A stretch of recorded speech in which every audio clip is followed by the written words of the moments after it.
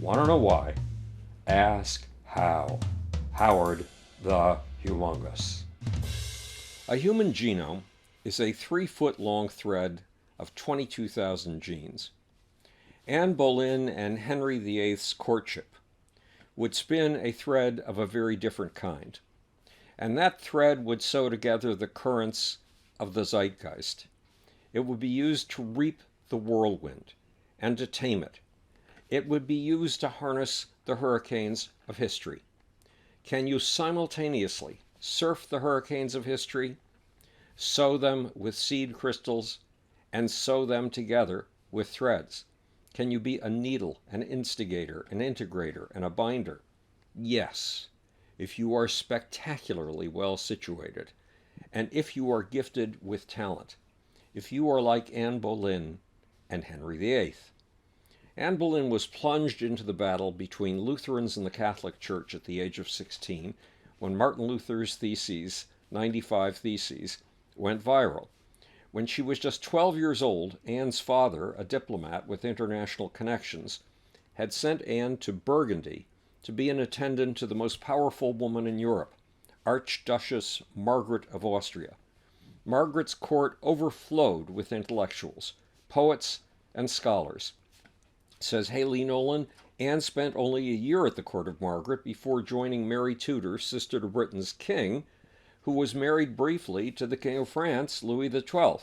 In other words, Anne Boleyn moved from the court of the most powerful woman in Europe to the most powerful court of any kind in Europe, the court at Versailles, as one of the only 4 maids of honor to Queen Mary. But Mary had been only 18 when she'd married Louis XII. Louis, on the other hand, had been 52. So King Louis of France died 3 months after the wedding, and Mary went back to England. But Anne stayed at the French court, the pinnacle of European power, for another 6 years, which means that Anne Boleyn's courtly training included more than just etiquette. Anne was steeped in the machinations of kings and queens for 7 years, and those machinations were fierce. When Martin Luther's heresies, his 95 Theses, smacked Europe up the side of the head in 1517, Anne, to repeat, was a sweet 16, and the court of France, in the words of Tudor historian Haley Nolan, was rife with reformers. In other words, the French court was roiling with rebels against the Catholic Church, seething with Lutherans, and Anne caught the Lutheran fever. Or did the Lutheran fever catch Anne? Did Lutheranism harness Anne Boleyn the way the first flowering plants harnessed insects? Little did Anne know it, but she would soon have an opportunity to infect an entire nation with Martin Luther's heresy. And she would soon get the chance to turn the order of that nation on its head, thanks to sex. After her 7 years in Europe, Anne returned to England at the age of 21 to marry her cousin, James Butler. But that marriage would never happen. Why? First, because Anne fell in love with a dashing military man, Lord James Percy. But that was just a prelude. In early March of 1522, Anne was in York Place for a Shrovetide pageant. In fact, she was in York Place at a prized location, the sort of location she'd been used to for 7 years. She was at the court of the king. In the Royal Shrovetide pageant, Anne was one of 16 young women playing the parts of characteristics like beauty, honor, kindness, danger, and jealousy. Anne played the part of perseverance, an omen of the perseverance about to come. Acting the role of an attacking knight in the pageant was a figure no one could miss. Writes Haley Nolan, at over 6 foot 2 inches, he was described as the handsomest prince ever seen, an Adonis of fresh color, with an extremely fine calf to his leg. That prince was in his prime. He was 31 years old, just 10 years older than Anne. It is almost certain that this Adonis saw Anne Boleyn, and it is absolutely certain that she saw him. Why? he was the King of England. He was Henry VIII. And wherever he went, he made a splash. What's more, King Henry was apparently ripe for love. His personal motto for the event was Elle mon cœur a navré. In English, she has wounded my heart. But this man with the wounded heart wasn't available. He was married. Was the woman who had inflicted a wound his wife? Or was it, as Claire Ridgway writes, Anne's sister, with whom the king was starting an affair? We do not know what happened in the next 2 years, but by December 21st of 1524, everything had changed. Henry had been married for 15 years to a wife who had brought him the most powerful ally that England could possess, the Holy Roman Empire, the first transoceanic empire in history. Henry's wife's name was Catherine of Aragon, but there was a problem, a sexual problem. Catherine had not given birth to an heir. Yes, she had given birth to a son, but that son had died within weeks of birth. The only child of Catherine's to reach adulthood would be her 8-year-old daughter, and in English history, trying to put a woman on the throne had led to disaster. So Henry had stopped sleeping with Catherine and seemed intent on getting out of the marriage. There may have been another reason Henry had left his wife's bed. Some dedicated Anne Boleyn fans, and there is an international pack of them, think that Henry had fallen in love with the Boleyn, with Anne. Henry was athletic and liked to show it. He was particularly big on jousting. So Henry staged a tournament in the Christmas season of 1524, at which he appeared in the tilt yard of Greenwich Palace on horseback, furiously unseating opponents, with an image of a heart in flames above the motto, Declare je no, declare my love I dare not, stitched on his costume. Some interpret this to mean that he was consumed by a love he dare not reveal, and that his overwhelmingly powerful attacks on his opponents were meant to impress a lady. Meanwhile, Anne was in high demand. She had that new love in her life we glimpsed a minute ago, Henry Percy. The two were secretly engaged. Yes, while Anne was apparently still engaged to James Butler. In early 1525, Henry VIII went to Cardinal Thomas Wolsey, one of those high-level bureaucrats appointed by the Pope, and asked him to break up the relationship between Anne and Percy. The king's excuse, the love was unseemly. After all, Anne was already betrothed. But George Cavendish, who wrote about these events way back in 1641, a mere 17 years after they happened, believes there was more than a sense of propriety at work in Henry's heart.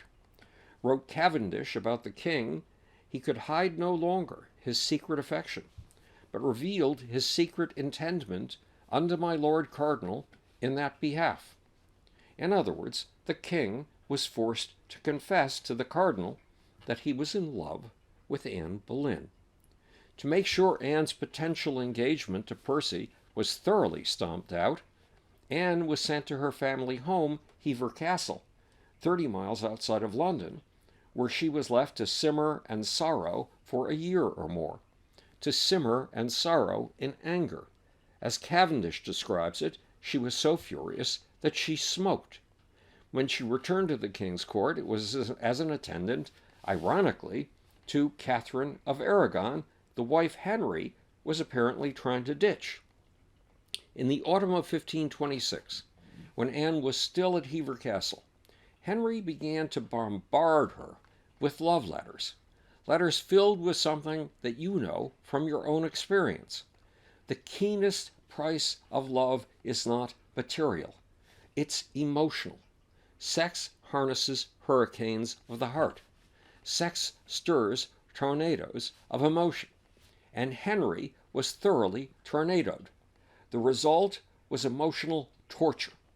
Henry wrote to Anne, quote, "In turning over in my mind the contents of your last letters, I have put myself into great agony, not knowing how to interpret them, whether to my disadvantage, as you so show in some places, or to my advantage, as I understand them in some others. beseeching you earnestly to let me know expressly your whole mind as to the love between us two. It is absolutely necessary for me to obtain this answer, having been for above a whole year stricken with the dart of love, and not yet sure whether I shall fail of finding a place in your heart and affection. Note the emotions: agony, feeling stricken, feeling brutalized by insecurity. Remember the last time you fell in love? Just how agonized you were, how uncertain about whether the object of your affections loved you, and how every minute of uncertainty felt like an hour of pain, and every hour felt like a year. That's what Henry VIII told Anne Boleyn he was going through. By 1528, Henry's pain had grown even harsher. He wrote to Anne that the torture of her absence at Hever Castle was unbearable.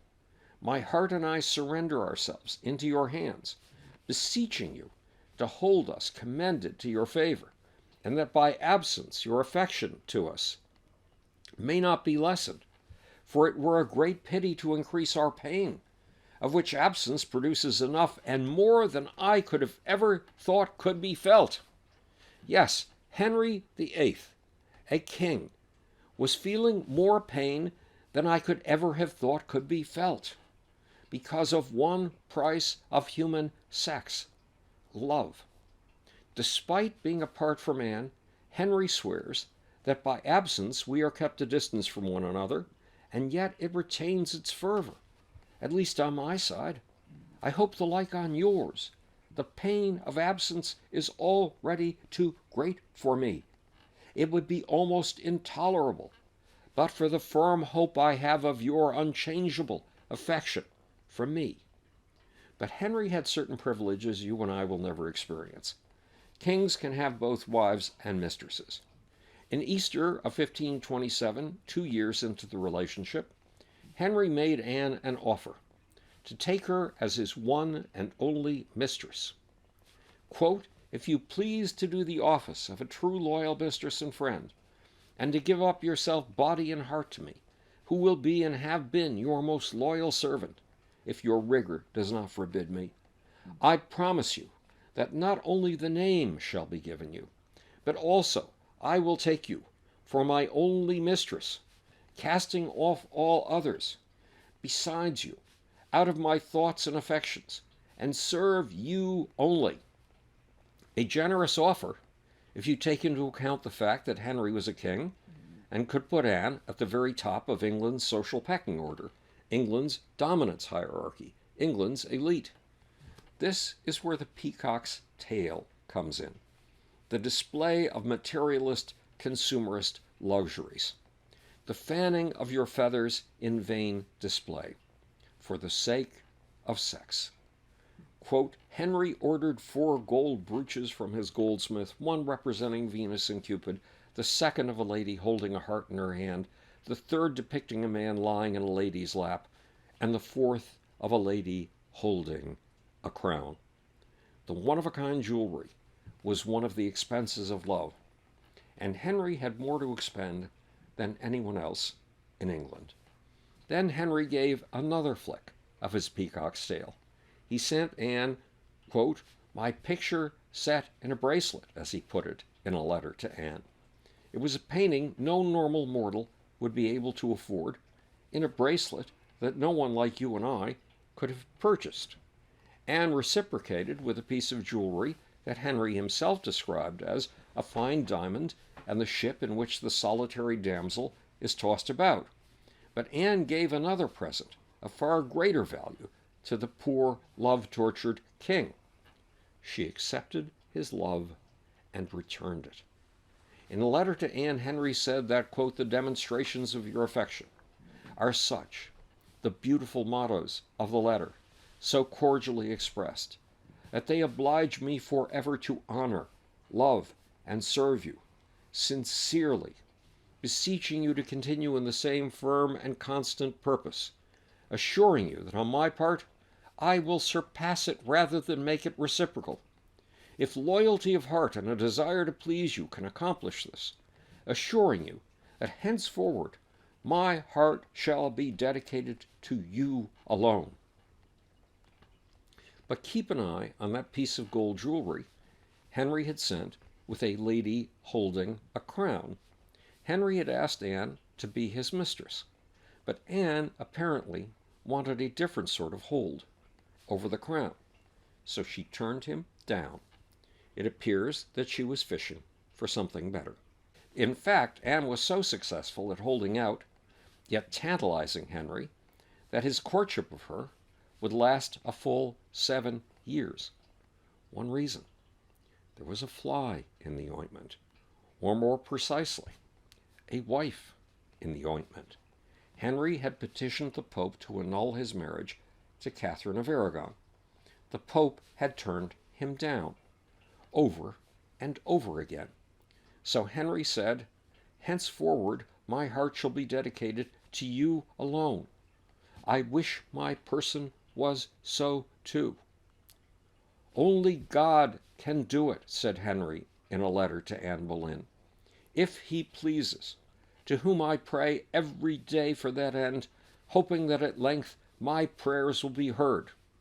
And God, indeed, was about to give Henry an escape route from matrimony, and a way to override the Pope through the dedicated Lutheranism of Anne Boleyn, through harnessing the hurricanes of history, and through choosing which of those hurricanes would harness Henry and Anne. This is Howard Bloom speaking to you from the future. It's your job and my job to make. And if you want to reply to this YouTube, go to Howard Bloom Institute, all one word, howardbloominstitute.org. Now, for that confusing, amusing, abusing little off button.